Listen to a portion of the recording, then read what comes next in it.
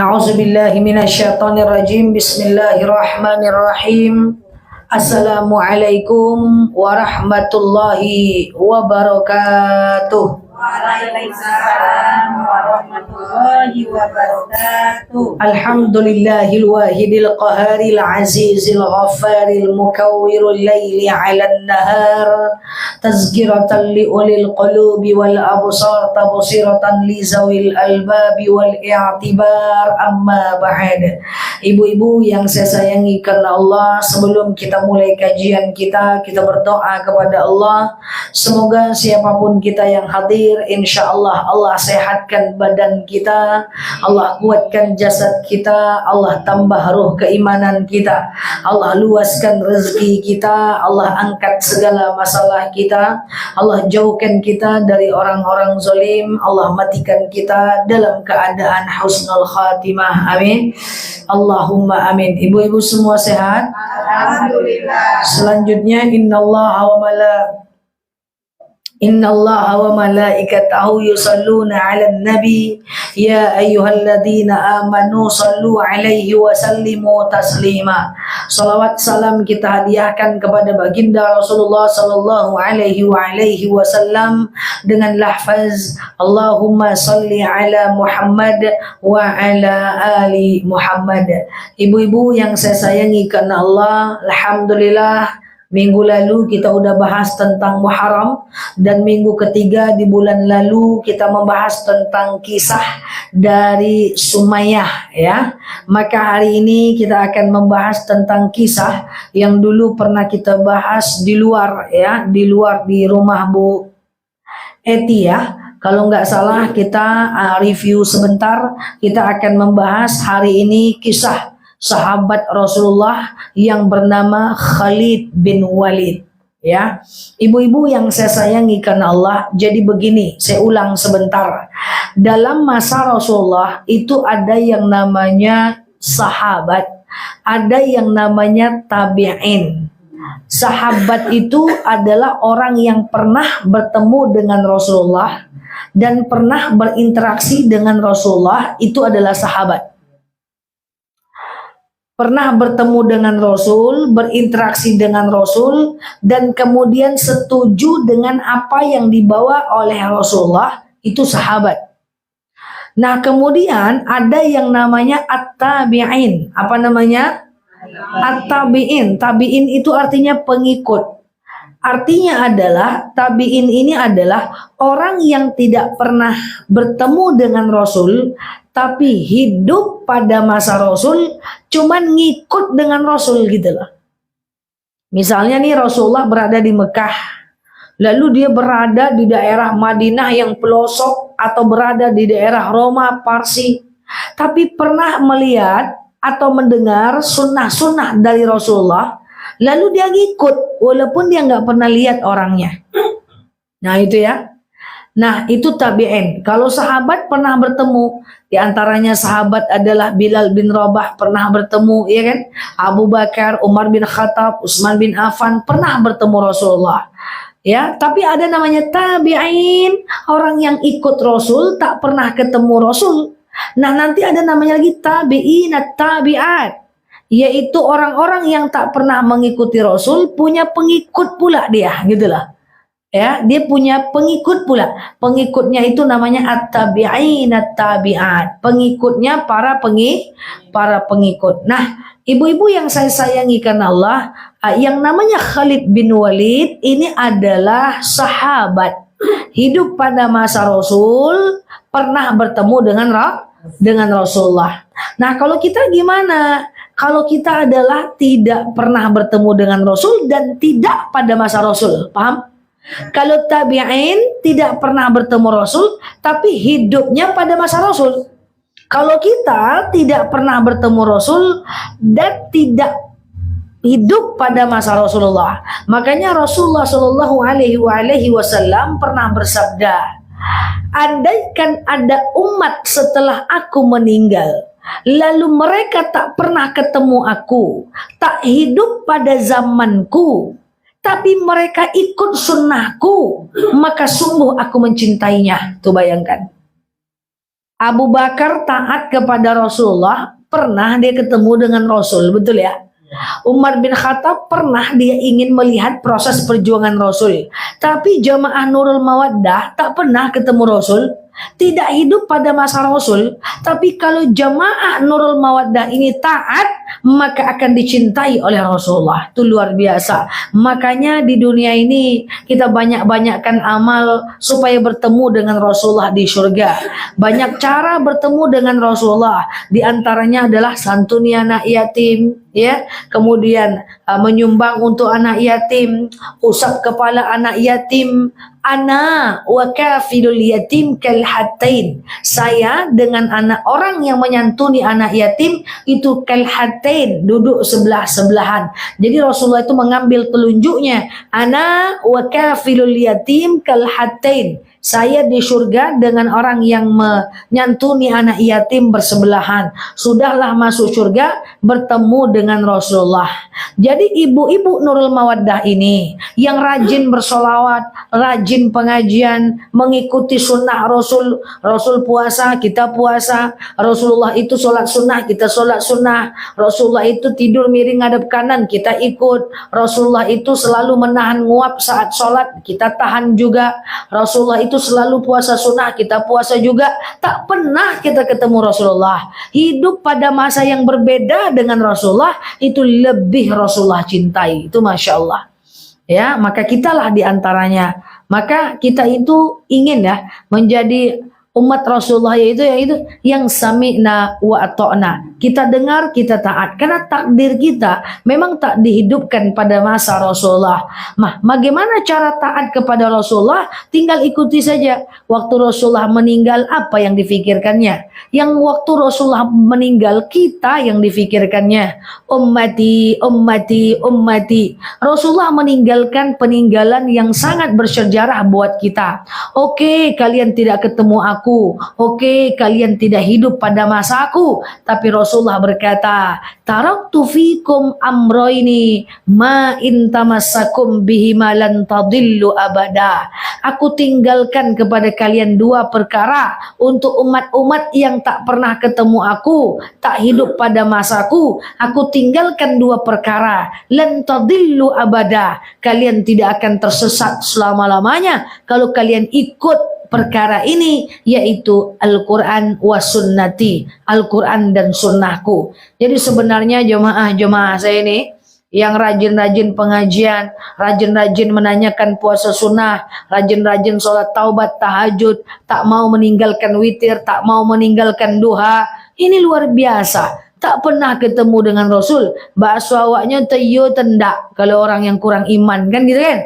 Tapi tetap melakukannya dan tak hidup pada masa Rasul, itu sangat dicintai Rasulullah Shallallahu Alaihi Wasallam. Nah, jadi balik kepada kaji kita tadi, Khalid bin Walid adalah hamba Allah yang menjadi sahabat Rasulullah Shallallahu Alaihi Wasallam. Tapi mereka ini, para sahabat ini punya latar belakang yang berbeda. Saya bahas coba lebih ringkas ya, biar nggak terlalu rumit. Bilal bin Rabah masa lalunya adalah budak. Jadi dia dari budak, kemudian disiksa, kemudian dimerdekakan oleh Abu Bakar, kemudian masuk Islam. Kan begitu ya, masuk Islam ketika waktu dia masih menjadi budak sebelum Abu Bakar. Akhirnya Bilal bin Rabah juga bisa masuk surga karena ketaatannya.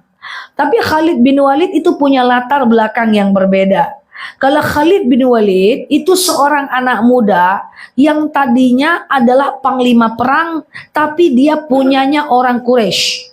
Dengan Rasulullah itu asik berperang aja terus. Jadi awalnya adalah dia kafir harbi. Masih ingat apa itu kafir harbi? Kafir harbi itu adalah kafir yang memusuhi agama Islam. Makanya kalau kita ketemu orang kafir, dia tidak memusuhi kita, tidak menyerang kita, jangan musuhi dia. Punya teman yang non muslim kita musuhi, nggak boleh, kan dia nggak nyerang kita. Jadi yang menjadi musuh kita itu cuman kafir harbi, ya, yaitu orang-orang kafir yang memerangi orang Islam. Ya, kayak Israel tuh, itu kafir harbi tuh. Dia memerangi Islam dan kita tidak ada masalah ngomong laknatullah alaik, Allah laknat engkau, tuh nggak apa-apa. Ya, jadi kafir harbi itu musuh kita. Jadi kalau ditanya, iya kafir harbi, Yahudi yang memerangi ya. Makanya ada dalil walan tardu ankal yahud walan nasara hatta tattabi'a millatahum. Orang Yahudi itu tak akan pernah ridho sama kita sampai hatta tattabi'a millatahum, sampai kita ikut agama mereka sampai hari kiamat.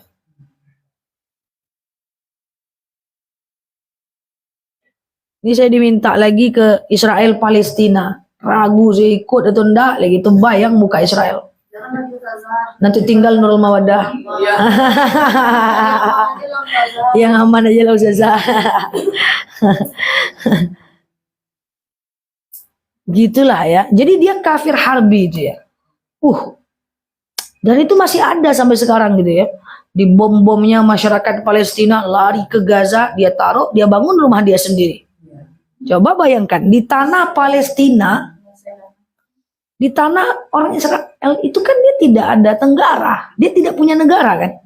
Makanya dia metodenya itu adalah imperialis, dia memerangi, dia sistemnya berperang.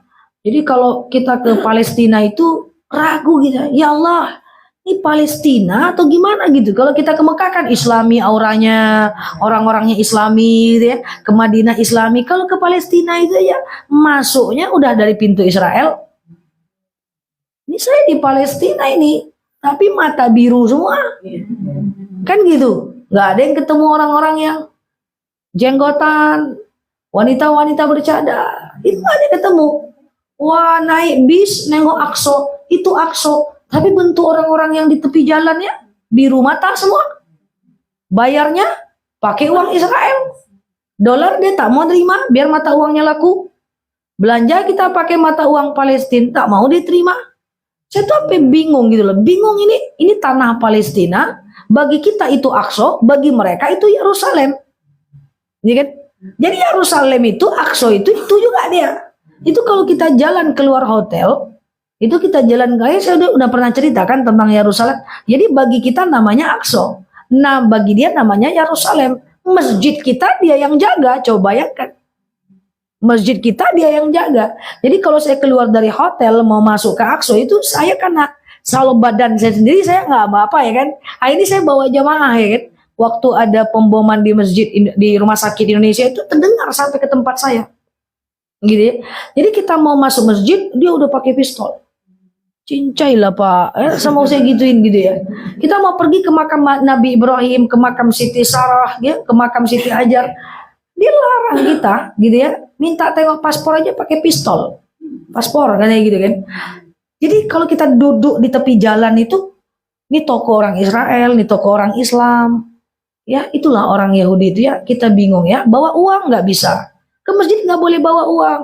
Terus saya sebagai pembimbing juga agak kadang-kadang jemaah tuh dia habis belanja, tutup toko semua kan dia terbawa tasnya kan, terbawa uangnya kan. No. Tidak boleh bawa uang. Dia takut kita nyumbang untuk masjid di dalam. Diantarlah lagi jemaah tuh balik ke hotel, balik lagi tak boleh bawa uang. Jemaahnya udah paham. Saya berikan beberapa peraturan. Tapi kan kayak gitulah, nggak boleh bawa uang. Nah kayak gitu kan. Itu kafir harbi tuh. Cara dia merangi luar biasa itu. Dia bom gitu ya. Dia bom itu masyarakat yang ada pindah lari ke jalur Gaza semua dia kumpulkan kayak anak ayam di jalur Gaza itu. Ya, lari semua. Nanti yang kosong-kosong itu didirikannya tanah dia. Dia bangun bendera dia. Memang itu sistemnya. Sistemnya tuh. Ya. Kalau Allah tidak memberi dia hidayah, karena dia di tanah suci, misalnya kayak Yahudi tadi itu kan mati itu kafir. Sementara kita jauh, kasih Allah hidayah bisa kita mengaji, pikir gitu saja. Berarti Allah memilah juga, maksudnya itu tidak semua orang yang untuk dikasih hidayah itu di tanah suci itu betul dia tidak ada beragama. Kita masih mesti menuntut dengan baik. Jadi agama kita jauh-jauh nikmat yang kita dapat. Betul, Allah kasih kita hidayah. Tapi ingat, hidayah itu dijemput. Ya. Dia kan nggak mau jemput. Dia kan nggak mau jemput hidayah itu. Iya kan? Suci dia kan. Sekarang nih, kullu mauludin yuladu alal fitrah. Fa'abawahu yuhawidanihi au yunassiranihi au yumajjisanihi. Setiap kita ini lahir dalam keadaan fitrah. Ya, maka pendidikan orang tua lah yang menjadikan kita itu Nasrani, Yahudi atau Majusi. Sebenarnya mereka bisa milih mau masuk agama apa. Bahkan Abu Lahab, Abu Jahal, Abu Sufyan pada masa itu harusnya dia tahu melihat akhlak Rasulullah, dia mau masuk Islam, cuman ego. Ada ego yang dia tidak mau. Itu kafir harbi namanya. Ya, kafir harbi namanya. Jadi gimana? Izinkan saya ke Israel Palestina lagi? Ya. Enggak, ya cuma adalah tugas. Cari aman aja lah saja. Gitu ya. Nah, jadi ibu-ibu yang saya sayangi karena Allah, jadi kafir harbi itu masih ada, bahkan zaman dulu. Dan Khalid bin Walid itu adalah mantan kafir harbi. Dia mantan kafir harbi. Mantan kafir yang dia itu menjadi panglima perangnya orang Quraisy dan seumur hidup dia tak pernah kalah kalau jadi panglima perang. Coba bayangkan gagahnya dia. Mau dia punya orang Quraisy atau dia punya orang Islam, dia tetap menang. Kita tengoklah kisah orang yang sekeras Khalid bin Walid ini, kenapa dia masuk Islam? Itu karena akhlak Rasulullah. Makanya kita ini harus kagum nih dengan Rasulullah ya. Nah, jadi pada perang Badar, para perang Badar dia menjadi musuh orang Islam. Ya, pada perang Badar dia menjadi musuh orang Islam. Dia adalah panglima perang untuk punyanya orang kaum Quraisy. Ya, dan adiknya sudah masuk Islam lebih dulu daripada dia. Orangnya keren banget, gagah, panglima perang, hampir tak pernah kalah dalam berperang. Cerdas. Jadi perang itu kan bukan soal kekuatan, Bu. Perang itu soal strategi. Saya teringat sebuah kisah, pada salah satu perang ada contohnya pada perang Badar ya kan. Itu kan pasukan Islam sedikit mengalahkan pasukan kafir yang banyak. Itu strategi perang Badar kayak gimana? Apa kata Rasulullah? Silakan kalian hentakkan kuda-kuda. Ditengok orang kafir ternyata dari jauh itu rame, Bu Yanti. Orang Islam kan ketakutan. Iya kan? Orang kafir masuk, orang Islam itu, orang kafir jalan, orang Islam bilang apa? Ayo kita hentakkan semua unta dan kuda kita ke padang pasir ini. Supaya debu itu ngangkat. Debu itu ngangkat, dihentakkan, debu itu ngangkat. Kayaknya orang Islam jadi rame. Padahal cuma debu padang pasir doang. Akhirnya orang non-muslimin kabur. Non-muslim kabur. Dan kalah. Nah, ini adalah salah satu strategi perang. Apa-apa itu strategi intinya. Saya bagi jemaah tarjim mengajarkan tarjim strategi. Mana bisa masuk akal, ibu-ibu yang sudah usia bisa hafal arti bacaan sholat, mana bisa hafal zikir dan doa, hafal ayat-ayat pendek, tak masuk akal, dia punya hutang banyak, kayak gitu ya. Dia punya beban hidup, ya kan? Dia punya juga masalah hidup, dia juga harus mengerjakan kerjaan rumah tangga, tapi bisa menghafal. Itu kan soal strategi aja. Bahkan di tempat rumah saya, ini saya sebutkan, satu masjid di tempat rumah saya itu, Ibu, itu masyarakat kami, masyarakat kita itu anak SMU ya. Syaratnya SMU dengan SMP, dia itu boleh kita sekolah, dia sekolahnya di tempat umum, tapi dia ngafal di masjid kami. Dia ngafal di masjid kami, ada ustadz itu adik kelas saya yang mengajarkan hafalannya, nanti makan mereka dari jemaah, mereka ngafal cuma tiap subuh saja, nyetor tiap subuh saja, dan kemudian mereka itu bisa sekolah kayak anak-anak lain di masyarakat saya, itu bisa hafal Quran tuh 6 bulan 30 juz. Strategi. Dia punya strategi. Coba. Itu ada yang 4 bulan udah hafal, udah khatam, ganti lagi. Kita masyarakat ya, kita ngasih ke mereka sarapan gitu-gitu di masyarakat ya biasa ya. Cuman mereka bisa hafal Quran itu ada di tempat saya masjid, di tempat saya tinggal yang sekarang itu masya Allah. Itu strategi, bukan anak pesantren, anak sekolah yang dia itu nggak ada belajar bahasa Arabnya gitu. Itu strategi. Nggak mondok Bu, dia biarkan aja pulang ke rumah orang tuanya, dia cuma di masjid itu aja ngafal. Nah, jadi tiap jadwal subuh menjelang syuruk kumpul-kumpul lah dia ngafal satu sini, ibu-ibunya kami itikaf, ibu-ibunya anak-anaknya ngafal gitu. Nah itu kan metode Bu. Ya selain Allah juga izinkan. Yang dari nol nggak bisa baca Quran. Waktu belajar kita tahsin sampai akhirnya bisa baca Quran. Itu metode. Sama dengan perang Rasulullah SAW. Itu adalah soal strategi. Ya, jadi Khalid bin Walid ini ahli strategi. Waktu terjadi perang Uhud, dia juga masih musuh umat Islam. Perang Badar dia masih musuh. Ya, perang Uhud dia masih musuh umat Islam. Waktu itu umat Islam hampir menang. Jadi kalau ibu pergi ke Mekah, ibu akan lihat Bukit Uhud. Ya, Bukit Uhud. Jadi waktu itu umat Islam tuh hampir menang karena ada pasukan pemanah cadangan. Jadi Bukit Uhud itu ada bukit, di sebelahnya ada bukit kecil, namanya Bukit Ar-Rumat. Jadi ini Bukit Uhud, di sebelahnya itu ada bukit kecil, namanya Bukit Ar-Rumat. Bisa kita tengok kalau kita umroh. Apa kata Rasulullah kepada sahabat? Hei besti-besti, sahabat-sahabat pasukan panah, kalian tenaga cadangan ya, kalian sembunyi aja di balik bukit ini. Jangan kalian turun sampai aku instruksikan turun. Biar kami perang tuh di atas. Nah, itu perintah Rasulullah. Coba perhatikan, ini penting. Hei besti-besti, solmet-solmetku, sahabat-sahabatku, kalian tetap aja di sini, di bukit ini, di balik bukit itu kecil aja. Memang tidak akan menyangka ada orang yang di situ gitu loh. Jadi orang Yahudi itu nggak akan nyangka ada manusia di situ, dan bukitnya masih ada sampai sekarang gitu ya. Hei orang-orang, kau sahabat-sahabat, kalian tetap aja di sini, serondok kalian. Di situ aja kalian selama kami perang. Jangan kalian turun sampai aku perintahkan turun. Lalu Rasulullah naik ke atas bukit untuk berperang. Itu perang Uhud itu luar biasa. Sampai meninggalnya paman Rasulullah Hamzah itu di Bukit Uhud. Paman kesayangan Rasulullah Hamzah itu sampai dibelah dadanya oleh Hindun, dimakan, diambil hatinya. Bayangkan jahatnya orang Yahudi, saking sakit hatinya. Ya, karena saudaranya dibunuh oleh Hamzah sebelumnya, dan akhirnya dia bunuh juga Hamzah, diambil hatinya, dia makan. Makanya Hamzah itu ada makamnya di kaki Bukit Uhud. Ya, menjadi syahid. Nah, ibu-ibu yang saya sayangi karena Allah, waktu lagi perang Uhud, umat Islam tuh udah hampir menang, Bu. Tapi ada orang munafik, Bu, dari luar dan dari dalam Bukit Ar-Rumat ini. Jadi di antara beberapa pemanah tuh ada yang munafik. Apa katanya? Woi, gitulah bahasa kita aja ya. Kita udah menang, kita udah boleh turun, kita ambil harta rampasan perang. Jadi Bu, siapa yang kalah, dia pergi, nanti pedang, uang, makanan-makanan, unta, kuda itu boleh diambil. Memang gitu dalam berperang. Itu boleh diambil. Dan boleh menjadi hak bagi orang yang menang. Nah, itu namanya ghanimah. Apa namanya? Ghanimah, harta rampasan perang. Nah, itu ibu harus paham tuh, ghanimah. Jadi salah satu yang menyebabkan Rasulullah itu mapan di kota Madinah adalah ghanimah.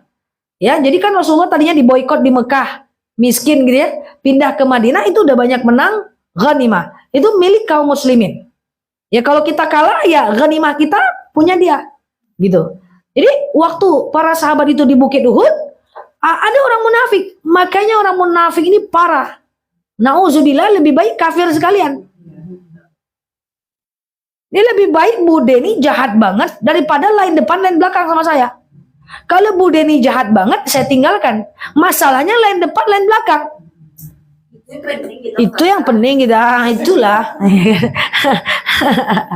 Nah, gitu ya. Enggak lah, itu contoh Bu De. Tos dulu Bu De, tos. Mantap. Jadi itulah ibaratnya gitu ya. Jadi, woi, Rasul kita udah menang. Sebagian orang turun, Bu. Sebagian orang turun dan sebagian bilang belum, kita belum menang. Tapi disebarkanlah berita Rasulullah telah wafat.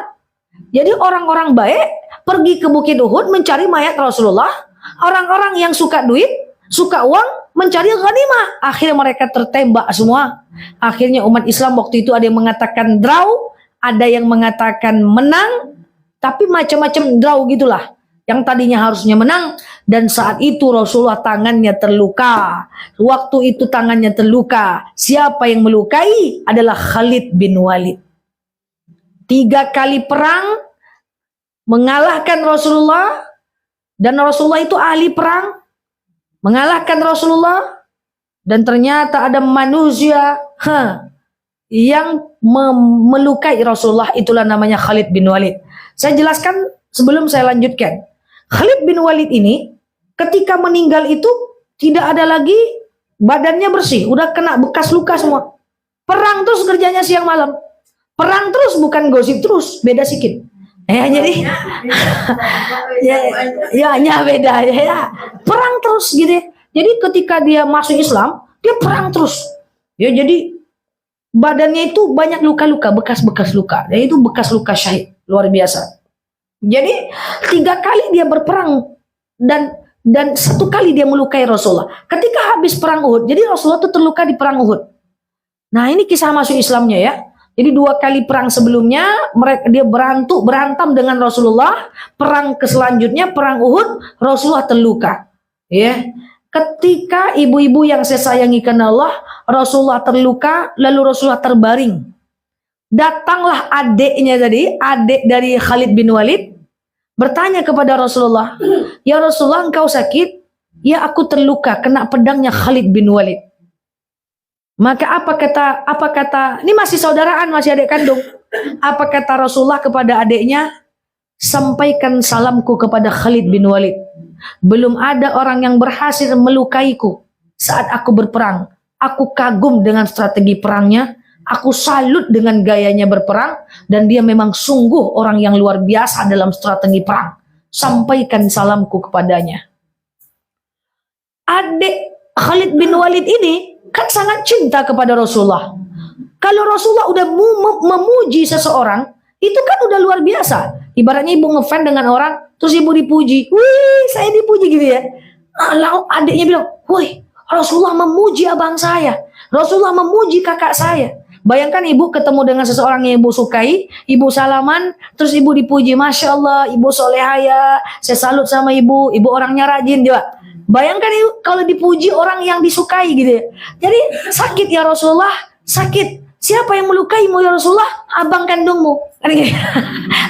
"Abang kandungmu. Tolong sampaikan salamku kepada dia. Aku salut dengan strategi perangnya. Aku salut dengan cara dia berperang. Belum ada orang yang melukaiku seumur hidupku kecuali abangmu itu." Mantap kali dia, keren kali dia. Lalu kemudian buru-burulah adiknya menemui abangnya. "Hei abangku," saya pakai bahasa Indonesia ya. Jadi ketika adiknya datang, Khalid bin Walid ini bersama dengan pasukan orang Yahudi berada dalam sebuah asrama-asrama. Ditengoknya dari atas, ternyata adiknya Khalid bin Walid datang ke asrama orang Yahudi. Ini orang udah siap mau menembak nih, karena ini orang Islam nih. Apa Khalid bin Walid? "Jangan, dia adikku." "Lah, tapi ini orang Islam." "Wah, jangan-jangan akan ada pertempuran lagi." "Jangan, tenang, Besti, dia cuma sendiri," gitu. Tapi dia berani-berani mendekati nih pasukan orang Yahudi nih, karena orang Yahudi tahu orang Islam itu berani mati. Orang Islam itu berani mati luar biasa. "Ya, jangan, dia adekku," kata Khalid bin Walid. Wah, akhirnya semua memasang benteng-benteng pertahanan, ngurusin 1 orang doang. Ngurusin 1 orang doang. Karena ini udah masuk Islam, dia hampir bertemu di baraknya Rasulullah nih. Dia apa yang dibisikkan Rasulullah nih sehingga dia datang nih ke benteng pertahanan kita ini. Akhirnya setiap orang memasang kuda-kuda. Lalu Khalid bin Walid datang mengawani adiknya. Dia datang keluar, dia temani adiknya, ditengok oleh orang kepo-kepo. Dari dulu ada orang kepo. Apalah adik beradik ini cakapnya nih ya. Si adiknya datang dari rumah Rasulullah. Datang berani ke sini, tidak takut matinya dia nih. Gitu ya. Khalid bin Walid bilang, tenang Besti, itu adikku, kita dengar dulu. Nggak bisa. Jangan-jangan dia ingin perang sama kita. Karena orang Yahudi itu takut dengan orang Islam, tapi kita kalah jumlah aja. Kalah jumlah, kalah senjata. Tapi keberanian, kekuatan Islam, itu Islam. Makanya orang Islam tuh aish azizan, aumut syahidan. Hidup mulia atau mati syahid. Wah, gimana ini ceritanya? Akhirnya ditontonlah orang dari barak-barak. Itu apa itu obrolannya tuh? Sayangnya nggak ada CCTV ya kan, ditengok. Apa kata adiknya? "Hai abangku, Rasulullah SAW telah engkau lukai." Memang benar kata Khalid bin Walid. Karena orangnya berani bagak, nggak pernah kalah dalam berperang. Dia titip salam kepadamu, dia sampaikan bahwa dia salut kepadamu, strategi perangmu bagus, kamu pinter, orangnya bagus, dan tidak ada orang yang berani melukai Rasulullah yang bisa, karena Rasulullah juga bagus dan engkau mampu melukainya. Rasulullah salut dengan strategi perangmu, Rasulullah kagum dengan gaya berperangmu, dan Rasulullah titip salam kepadamu. Rasulullah titip salam bukan karena ada kepentingan apa-apa, memang Rasulullah begitu akhlaknya. Gitu ya. Lalu Khalid bin Walid menjatuhkan pedangnya. Dia kan mau ketemu adiknya pakai pedang juga. Dia kan, dia jatuhkan pedangnya. Benarkah Rasulullah titip salam kepadaku? Benar wahai abangku. Dia salut dengan strategi perangmu, dia salut dengan jurus jitumu, dia salut dengan kehebatanmu, karena engkau sungguh jitu dalam berperang. Strategi perangmu luar biasa wahai abangku, dan dipuji oleh Rasulullah. Saya cuma menyampaikan itu saja, karena salam dalam Islam harus disampaikan. Ditanya lagi, benarkah Rasulullah SAW titip salam kepadaku? Tidak percaya dia. Akhirnya Khalid ini berpikir, dia ngomong sama adiknya, bagaimana mungkin orang yang sudah aku lukai, orang yang udah hampir aku matikan di medan perang, orang yang sudah aku sakiti, orang yang sudah aku goresi tangannya dengan luka dan berdarah depan mataku sendiri, lalu memuji aku. Gak pernah itu terjadi di orang Yahudi. Udah dilukai, udah dijahati, dipuji dan titip salam. Salutlah dia dengan Rasulullah. Akhirnya masuk Islam. Nah, itu adalah masuk Islamnya kayak gitu ceritanya. Iya. Jadi Khalid bin Walid ini masuk Islam karena dakwah bil hal, dakwah dengan akhlak Rasulullah. Dakwah itu kan ada dua, dakwah bil lisan, dakwah bil hal, dengan kata-kata, dengan perbuatan. Ada orang yang akan baik karena kata-kata dakwah kita, ceramah-ceramah kita. Ada orang yang akan baik karena nengok akhlak kita. Kalau orang udah ceramahnya bagus, akhlaknya bagus, maka dia akan menjadi orang yang dicontoh. Tapi ada orang ceramah bagus, kerjanya marah-marah aja, nyakitin hati orang, maka biasanya orang tak akan tersentuh. Maka Umar bin Khattab itu masuk Islam karena lisan adiknya membaca surat Toha, karena lisan. Sementara Khalid bin Walid masuk Islam itu karena dakwah perbuatan Rasulullah. Gitu kan ya. Perbuatan Rasulullah. Bagaimana mungkin orang yang udah aku lukai, orang yang udah aku sakiti, ngomong salut sama saya, kata dia kayak gitu. Akhirnya dia masuk Islam dan dia tinggalkan langsung benteng pertahanan. Dia datang ke rumah Rasulullah dan dia mengucapkan asyhadu an la ilaha illallah wa asyhadu anna Muhammadar Rasulullah. Maka dakwah itu dua-duanya, dengan lisan, dengan perbuatan. Ya, nah ini perbuatan ini harus menjadi orang yang berakhlak bagus sehingga orang bisa mencontoh akhlak kita. Itulah yang diajarkan oleh Rasulullah SAW. Sejak saat itu, apa kata Rasulullah? Wow, umat Islam dapat permata, besti, kan gitu kan? Orang yang menjadi panglima perang, kemudian sekarang menjadi punya kita. Tadinya Umar bin Khattab itu. Umar bin Khattab kan belum masuk Islam ingin membunuh Rasul. Orang yang paling baga. Tidak ada yang berani membunuh Rasul. Karena Rasulullah itu anaknya Abdullah. Karena Rasulullah itu adalah suaminya, adalah anak ponakannya Abu Thalib. Abu Thalib itu kan orang hebat. Disegani oleh Abu Lahab, Abu Sofyan. Dan disegani juga oleh Abdullah. Dan mereka menyegani bapak Rasul, Abdullah. Ya, tidak ada yang berani membunuh Rasul. Yang berani membunuh Rasul Umar bin Khattab. Paling berani. Saking sakit hatinya dia, aku penggal kepala Muhammad itu. Bikin heboh aja dia di kota Mekah ini. Bikin heboh aja dia. Aku penggal kepala Muhammad itu abu-abu. Aku bawa ke tengah-tengah kalian. Pemarah masuk Islam. Rasulullah senang. Hei, orang yang paling berani masuk Islam. Bayangkan. Sama dengan mendapatnya permata Khalid bin Walid. Panglima perang Quraisy masuk dalam agama Islam. Masya Allah, karena halnya Rasulullah. Karena hal itu perbuatan Rasulullah. Sibuk-sibuk berperang, ternyata dengan akhlak aja orang bisa berubah. Iya kan? Akhirnya masuk Islam. Masya Allah, tabarakallah. Saat itulah dia menjadi pemimpin perang orang Islam. Makanya Islam itu jaya. Nah, kapan dia masuk Islam? Tahun ke-8 Hijriah. Berarti udah 8 tahun Rasulullah berada di kota Madinah, barulah dia masuk Islam. Ya, boleh. Kena pajak kalau bertanya. Sebelum saya lanjutkan, silakan. Oh, udah setengah 12 saja. Ya, ceritanya masih panjang. Silakan. Ada apa, Bu? Kan Rasul tuh meninggal tuh berpesan dua yang ditinggalkannya kepada kita tuh Al-Quran dan Sunnah.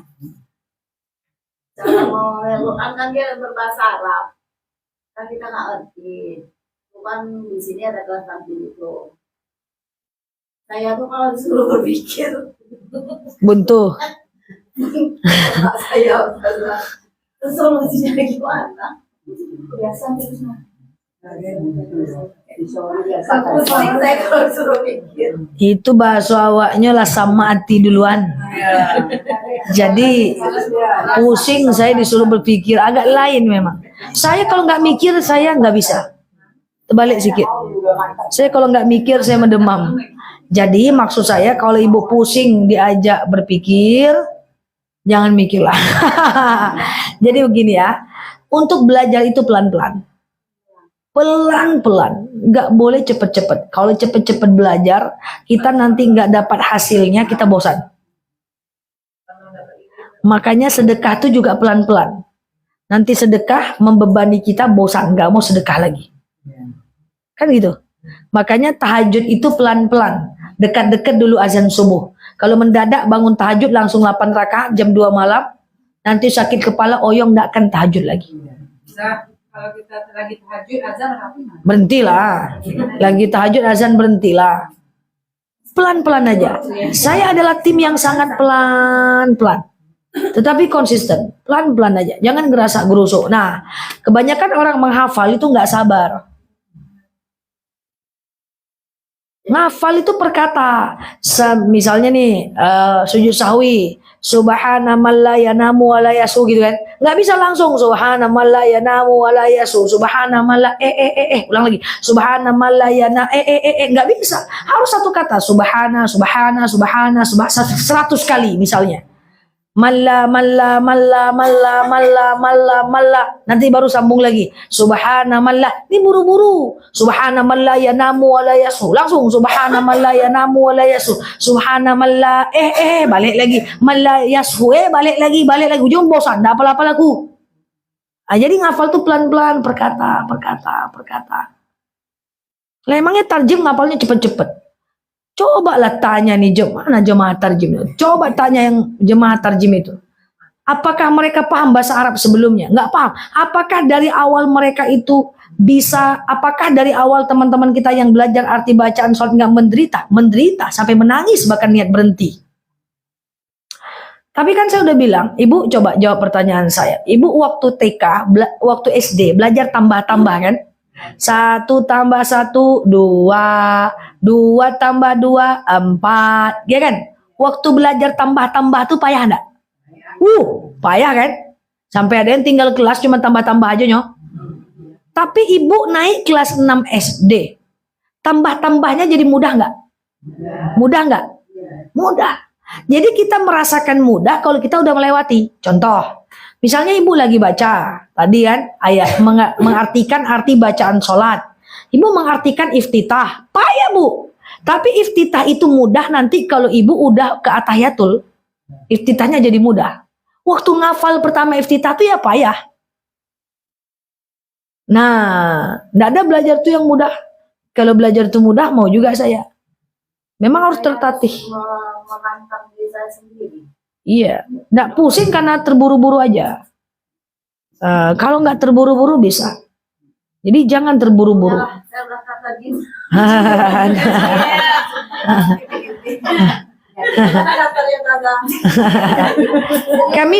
Kami dulu waktu ngafal Quran 1 halaman 1 hari. Satu ketika saya terburu-buru. Saya ngafal 3 lembar 1 hari. Dan saya setor ke ustadz saya. Waktu itu belum ada hak asasi manusia. Jadi orang ngafal 1 halaman 1 hari, saya terburu-buru nggak sabar, saya hafal 3 lembar 1 hari. Nyetor sama ustadz, lancar bukannya dipuji, dipukul. Nah, saya nggak tahu kalau saya 3 lembar dipukul, teman-teman saya 1 halaman dipuji-puji. 1 tahun baru saya tahu alasannya. Ustadz ini kan sikit-sikit ngomongnya kan. Di pesantren itu kan gitu sungkem gitu kan. Setahun, kenapa lah saya dipukul padahal saya 3 lembar. Ternyata apa? Tak boleh buru-buru. Cepat lupanya. Cepat lupanya. Makanya tulul waqt. Belajar itu waktu panjang. Lah. Balik awak ke Khalid bin Walid ya.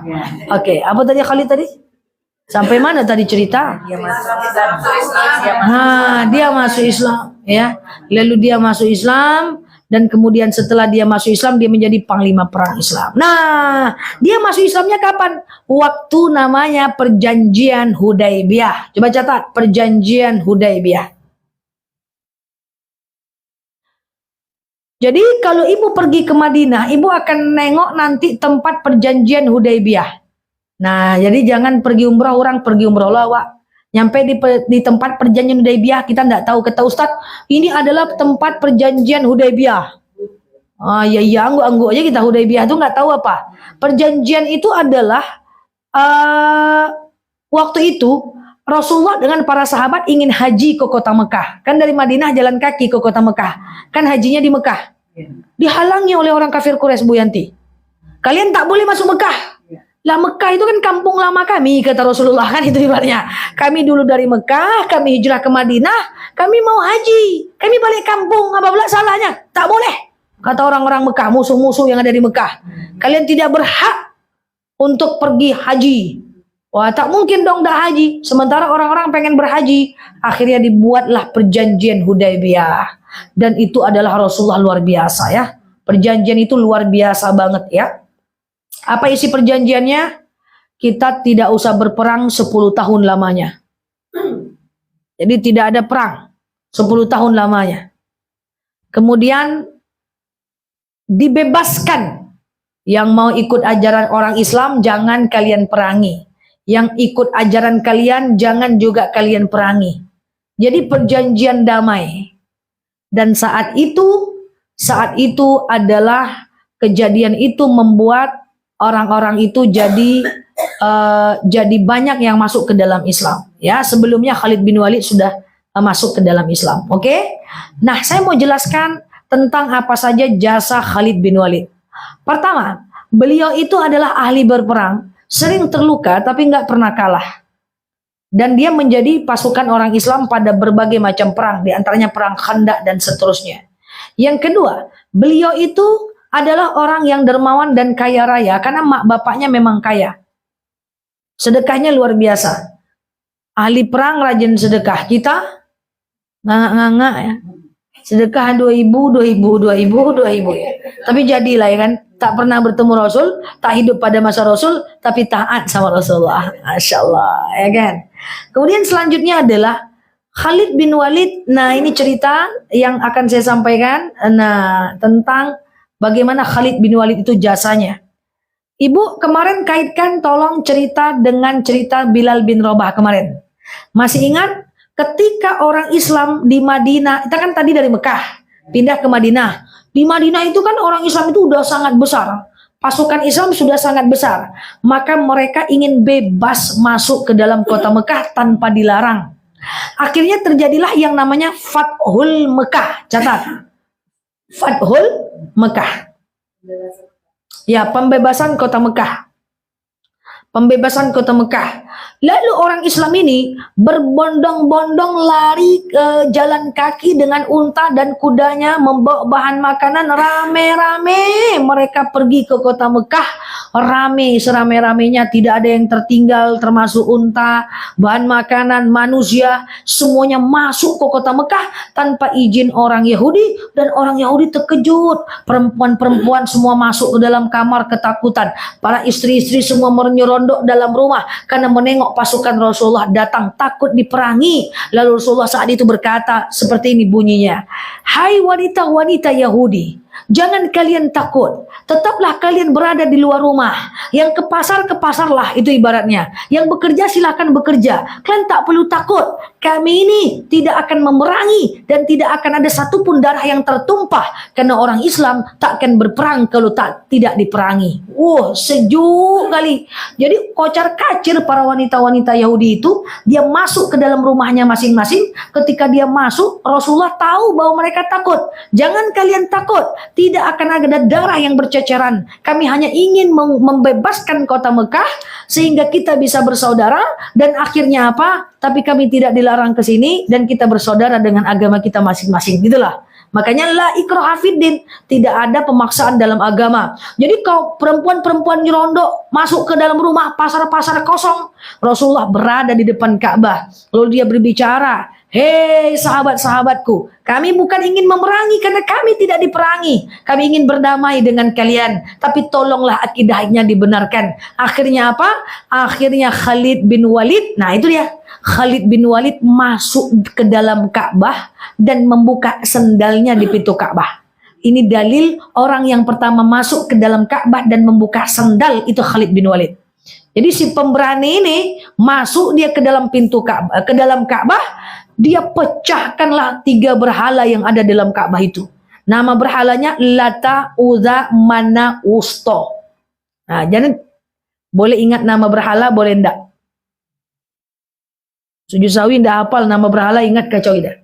Nama berhala Lata, Uzza, Mana, Usto. Karena dulu orang-orang Yahudi itu tawaf juga, tapi di dalamnya ada berhala. Apa maksudnya nih? Dalam Ka'bah itu ada berhala, Bu. Tapi tawaf juga mereka. Mereka juga keliling Ka'bah. Kadang-kadang mereka lukis foto mereka sendiri, mereka tempel di dinding Ka'bah. Mereka sembah, makanya melukis wajah manusia itu tidak boleh. Mereka buat patung mereka sembah. Iya kan? Nah, makanya kenapa patung itu tidak boleh? Makanya foto yang boleh, yang dibuat dengan tangan tidak boleh. Masuk Khalid bin Walid saat Rasulullah itu saat Rasulullah itu ngomong-ngomong, dia masuk, saking sakit hatinya dia. Bayangkan dia mantan orang Yahudi loh. Mantan kafir harbi loh, mantan menyembah itu semua loh. Dia ambil pakai pedangnya, dia hancurkan berhala-berhala itu. Jadi tukang hancur berhala itu diantaranya Khalid bin Walid. Dan waktu dia menghancurkan berhala yang namanya Uzza, dia melihat ada perempuan yang mendekatinya dan dia ketakutan dan dia ngomong kepada Rasulullah, "Ya Rasulullah, saya ini ya Rasulullah, itu menghancurkan berhala yang ada di dalam. Waktu saya hancurkan si Uzza, ada wanita yang kemudian menantang aku dan aku takut." Apa kata Rasulullah? Dia adalah Uzza, dia udah kau hancurkan dan tak akan ada lagi satupun orang di dunia yang boleh menyembahnya. Hancur semua berhala. Setelah itu apa yang dilakukan? Lalu Bilal bin Rabah, cerita kita kemarin, naik ke atas Ka'bah dan dia azan ketika Fathul Mekah. Tuh Masya Allah. Kalau ndak ada orang nih kemarin, ndak bisa kita umroh sekarang. Saya ulang ya, tidak ada Bilal bin Rabah, tidak ada para sahabat, tidak ada Rasulullah, tidak ada pasukan-pasukan Islam, tidak ada orang-orang muhajirin, tidak ada orang-orang Ansor, tak ada ibu ke Mekah sekarang. Karena itu Mekah udah dimiliki lah oleh orang-orang Yahudi pada masa itu. Tak ada kita ke Mekah, tak ada kita nengok Ka'bah. Makanya kalau kita menengok Ka'bah itu, ya Allah ya Karim, ini dulu dikuasai oleh orang Yahudi, capek-capek dibangun oleh Nabi Ibrahim, capek-capek Rasulullah memindahkan Hajar Aswad, diisinya dengan berhala. Khalid bin Walid mengeluarkan isi berhala itu. Kita teringat oh Khalid bin Walid jasanya luar biasa. Bilal bin Rabah naik ke atas Ka'bah dan dia azan. Itu Masya Allah. Nggak ada mereka, nggak bisa kita haji. Nggak bisa kita umroh. Udah punya orang Yahudi lah itu Mekah itu. Sedangkan Rasulullah aja haji dia di stop oleh orang Yahudi. Nggak boleh kalian masuk Mekah. Itu kan kampung kami. Tak boleh. Kalian kan udah kabur. Nah, makanya ada perjanjian yang namanya Hudaibiyah. Nanti kalau ibu pergi di tempat Madinah, sebenarnya kalau umroh itu banyak tempat-tempatnya loh. Sayangnya saya nggak bisa banyak waktu untuk umrohkan seluruh umat ini. Perjanjian Hudaibiyah itu kisahnya, jadi nggak sekedar ini perjanjian Hudaibiyah ya, isinya apa, sejarahnya apa, gitu. Nah itu luar biasa ya, itu akhirnya Mekah itu berisi orang Islam sampai sekarang. Nah pada akhirnya dia dijuluki tanah haram. Jadi wilayah-wilayah yang haram, tanah haram itu orang Islam semua yang isi. Tidak boleh ada orang non Muslim sekarang. Beda dengan di Jeddah. Jeddah banyak orang non Muslim. Ada Jeddah idol, orang buka aurat banyak di Jeddah. Karena Jeddah bukan tanah haram. Iya dong? Ya makanya kalau ibu ada orang joget-joget di Jeddah ya kan, dia kan bukan tanah haram. Ya sama Saudi juga, Jeddah lah. Nah, jadi yang Islam full itu adalah yang haram. Ya, Mekah Madinah. Jadi tidak semua tanah Mekah dan Madinah itu haram. Kayak mana yang haram, astagfirullah. Tidak semua dikatakan tanah haram. Tanah haram itu hanya sebagian kecil saja. Beberapa kilometer aja yang itu harus orang Islam di dalamnya. Makanya saya sering bilang kalau jamaah umroh, Ibu, itu ada gerbang tanah haram. Kita udah di Mekah, tapi belum di tanah haram. Nah, kita udah masuk ke tanah haram. Kalau Ibu pergi umroh nanti ada tanda kayak gerbang, kayak buku. Kayak buku gitu, kayak Al-Quran. Kita udah masuk ke tanah haram. Ini adalah tanah di mana tanah yang sudah haram. Orang Islam semua isinya. Siapapun yang sholat di tanah haram ini pahalanya sama dengan sholat di haram, Masjidil Haram. Ya, dan ini adalah orang Islam semua isinya. Hati-hati berkata, doa di tanah haram mustajab. Jangan berbuat maksiat, jangan bercanda berlebihan. Nah, itu tanah haram. Kalau udah keluar dari tanah haram nanti itu tentu sama kayak di Indonesia. Nah, itu maksudnya. Itu ya, ini Masya Allah. Kalau nggak ada mereka nggak jadi kita ke Mekah. Ha? Semoga Khalid bin Walid, semoga radhiyallahu anhum. Ya, Bilal bin Rabah ini para sahabat yang luar biasa. Maka kita harus tahu kisahnya supaya kita bisa kagum ya. Kagum. Nah, kita cuma disuruh majlis taklim aja, kerjakan yang wajib, tinggalkan yang sunnah, nggak ngapa-ngapain kan, nggak sampai luka-luka, ya kan? Nah, itu akhirnya Khalid bin Walid meninggal dalam keadaan sakit dan riwayat mengatakan itu badannya penuh dengan luka, memenangkan pasukan kaum muslimin. Ya. Nah, oke. Demikian dari saya. Wallahu a'lam bishawab. Mohon maaf lahir batin. Assalamualaikum warahmatullahi wabarakatuh. Silakan.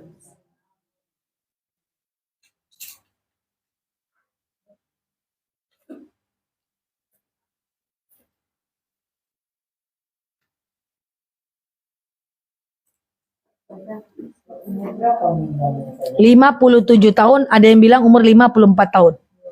Khalid meninggal usia 57 tahun atau 54 tahun. Silakan. Doa.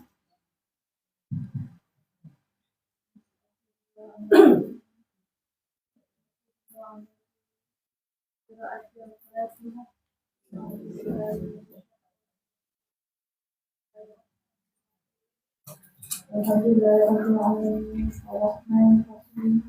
Maliki yaumiddin. Iyyaka na'budu wa iyyaka nasta'in. Ihdinas siratal mustaqim. Siratal ladzina an'amta 'alaihim ghairil maghdubi 'alaihim waladdallin. A'udzu billahi minasyaitonir rajim. Bismillahirrahmanirrahim. Alhamdulillahirabbil alamin. Wassalatu wassalamu ala asyrafil anbiya'i wal mursalin wa ala alihi wa sahbihi rasulillahi ajma'in. Allahumma shalli ala sayyidina Muhammad wa ala ali sayyidina Muhammad.